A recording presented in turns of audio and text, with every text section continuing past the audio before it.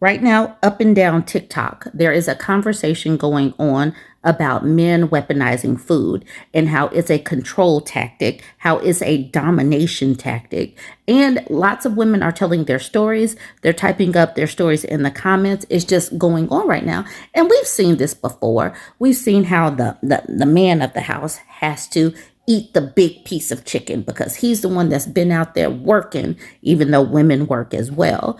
And it's not even just about eating the food. No, they expect the woman to cook the food. So we could have some food in the house, but it's not just having the food. Did you actually take the time to spend your money, go to the grocery store, chop everything up, cook everything? Because a person could have some money to outsource that labor. But no, they don't want that. They want you to cook because it is a control tactic and they want to make sure that you know what your place is, and that is to serve him. Anyways, this young lady, she wrote into me, she jumped into my Reddit inbox. And you can see my name right here, Bourbon Bougie. If you have a story time that you need to tell me and you want to tell me anonymously, my inboxes are open. I am a little slow. I am backed up, but I do want to tell her story. She says, "Hi, Bourbon Bougie. I religiously watch your content alongside Queen Sovereign, and I wanted to share my story.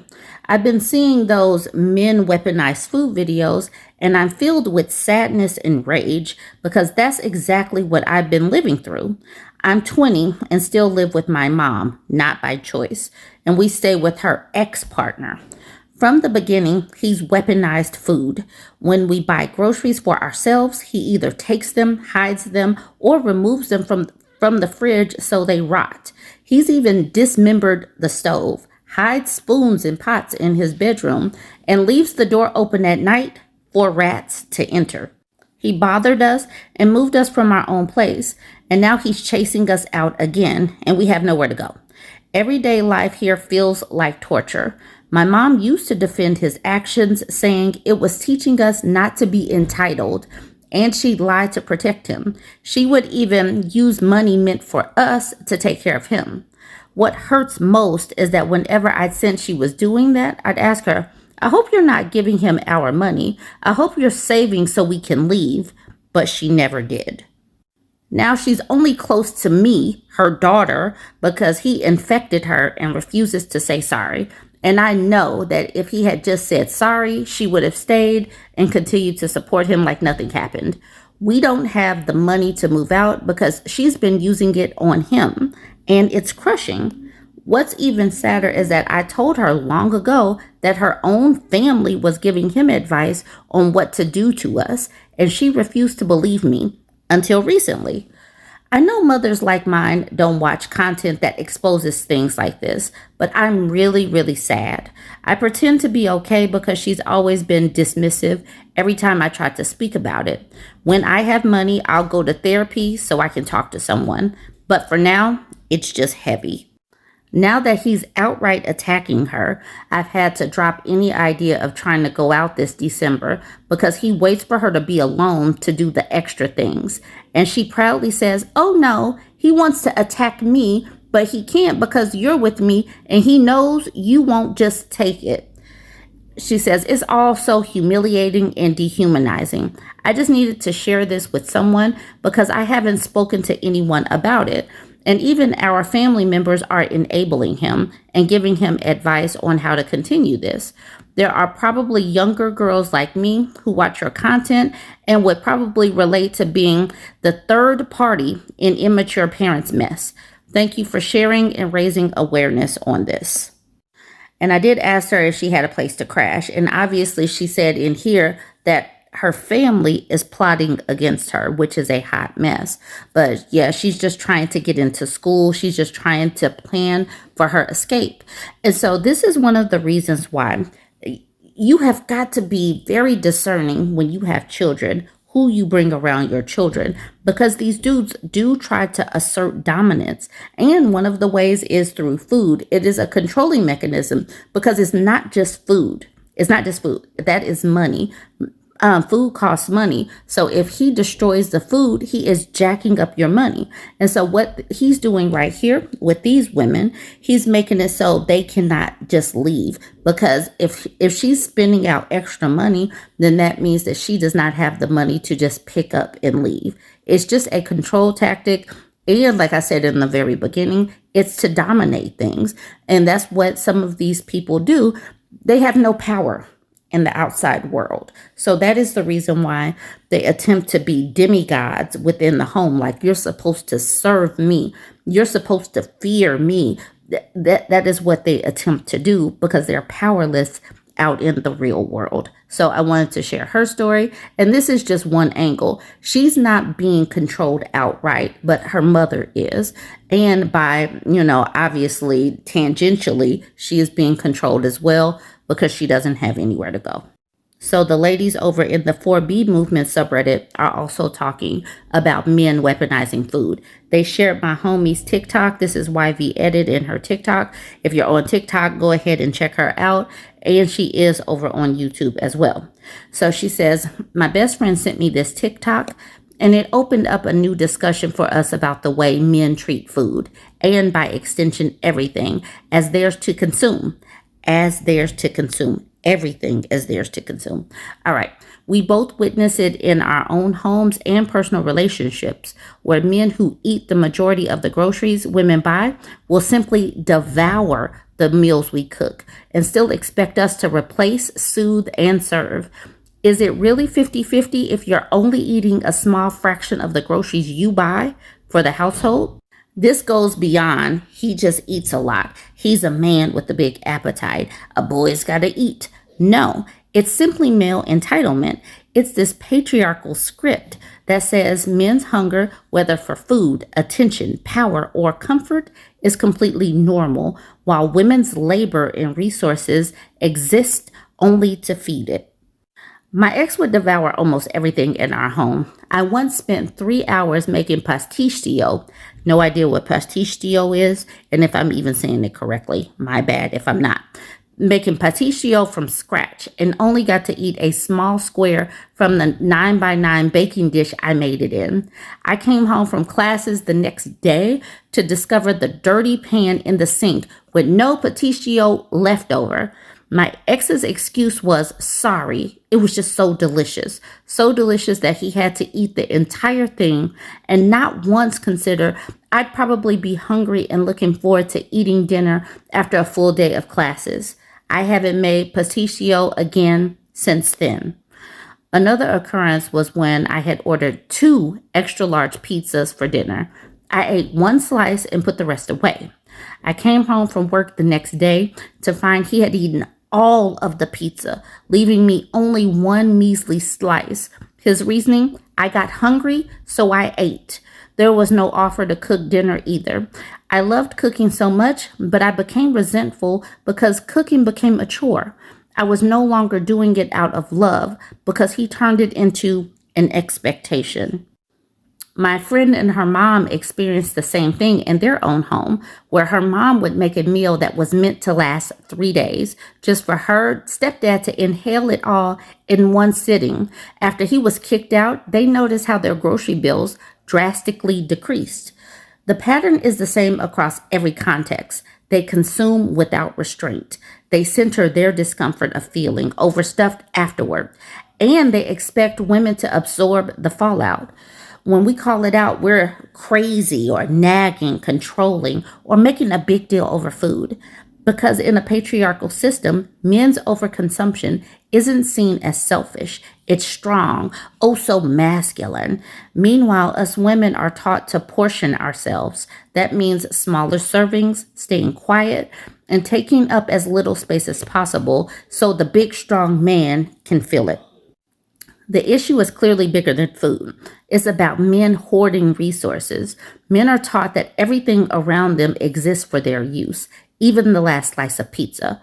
They call themselves protectors and providers, yet they take food from the mouths of their wives and children. They gorge on what women create, then gaslight us into thinking we're ungrateful for being upset by their gluttony. We can't keep pretending it's a harmless, funny, quirky man thing. It's not just his appetite. It's greed, control, and manipulation. It's the everyday face of patriarchal consumption where they continuously take until there's nothing left for anyone else. I also think about it as colonizing us, colonizing our resources. We go out and do the work, or we're in the home during the work, and they get to come in and do what they will because that is their will, and we are supposed to bow down to their will. And we need to continue to have this conversation. And this is the reason why, we're saying stuff like, just say no to homosexuals, just say no to the pest that wants to nest and rest. These are the people that will attach to you and suck you dry, metaphorically and like literally. They will suck you dry of your time, energy, and resources just because they want to. And you have got to detach the parasites in every sense of the word, because this is the reason why some women become a husk, a shell of themselves, being in these relationships where they are being colonized by these men who think that they are entitled to everything.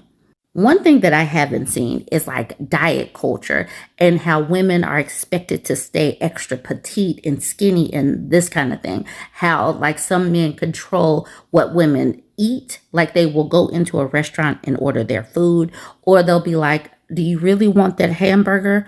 Maybe you should have a salad.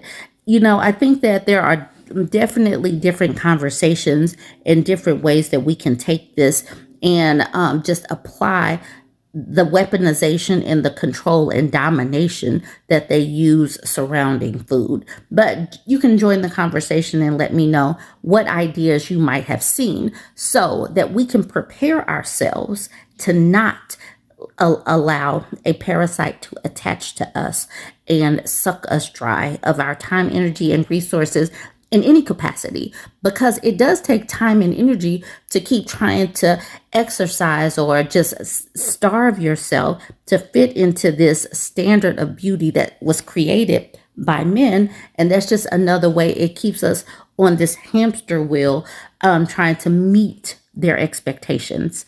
All right, let's do a few of these comments. Azure Bold says, there were posts I was reading on Reddit and Instagram a couple of months ago that were bothersome. Men were basically saying that they should get to eat whatever their wife cooks first because they're the head of the household. So they get to eat first, and then their kids and wife get to eat after that. Normally, most moms would obviously let their growing kids eat first and then eat whatever leftovers are available. It made me so uncomfortable because imagine depriving your own kids and life partner of food because of your inflated narcissistic sense of self-importance. You didn't even cook the food, nor provide anything needed to cook said food. I think this is also prolific in traditional households. I come from a very traditional Asian household where males are waited on hand and foot. The gluttony is disgusting. I see them gorge themselves full with little to nothing left for anyone else. They do this young to old. It's disgusting, and I feel bad for the older women because they seem to normalize it and end up eating nothing. Critical Adeptness says, I once went to a Bangladeshi man's birthday party for his daughter. His wife has slaved literally all day preparing traditional and really delicious food for everyone, at least a dozen guests, and she had to sit there and wait until he and all the guests had finished eating for her to partake in the food she effing made. Azure Bold says, it's actually so ridiculous, it's unreal. How self-centered do you have to be to not see the person who worked hard to make this happen not partake in it? Lavishness Fun says, it's insane. She made the food. She should be the first one to enjoy it. That would objectively be true in any other situation. I'll end with Jin Jungle saying, my last ex that I lived with was Filipino. We're in the U.S. He became abusive several months after I moved in with him. I'd known him for 3 years as a friend and had been dating for a year with zero signs that he felt this way. My kids were younger at the time. I remember one night I'd finished up from working all day. He used to say my work wasn't real since I worked from home, despite me earning double what he did. Kids were being whiny at the table, so I plated and served them first while finishing his special steak. He got up and locked himself in the bedroom and refused to tell me what the hell he was so angry about. A few hours later, he finally said it was because he expected to be served first in his home, that I constantly disrespected him as the man of the house. God, it was such a mind F. So much more BS happened with him over the months between me realizing he was a piece of garbage and being able to move into a house I purchased without his knowledge. The worst part is, we live in a small town where he's well known and well liked. When I left him, everyone turned their backs on me, and I lost a few friends I had made. Being locked into this area is one of the most depressing things I've had to deal with. Treated like a pariah, since he spun a story, I used him to save money to buy the place. In reality, he was making me cover 80% of the household bills. Can't move away since my ex-husband demanded in our divorce. I have location restrictions placed on me despite the fact that he's in the military and lives on the opposite side of the country. Like being in prison, all signed and approved by the family court system. Please take my tale as a warning of what can happen when we believe the lies of men. And that's the thing that I was just talking about early on. When you are spending your money on food and on everything else, it does kind of control you. It limits what you can do. And women spend the majority of our money in our homes.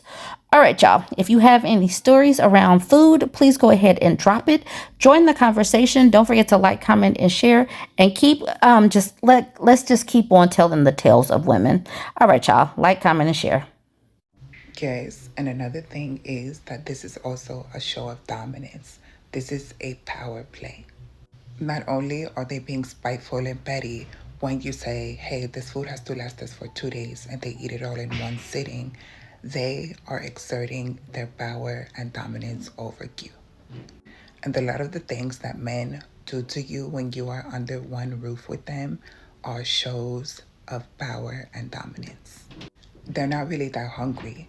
They just want to show you that they can do whatever they want to do, and there's nothing that you can do about it. Because when push comes to shove, you're going to be the one going to the grocery store again, trying to figure out a way to put more food in the household. You're going to be the one banging pots and pans over a hot stove to replace the food that he just ate. This is about exerting dominance over you and letting you know what your rightful place in the home is. No, you cannot make demands. If I want to eat everything, I'm going to eat everything and you're going to replace the food. That is what this is really about with these men. It's about power and control. It's about reminding you your place in the household as a woman.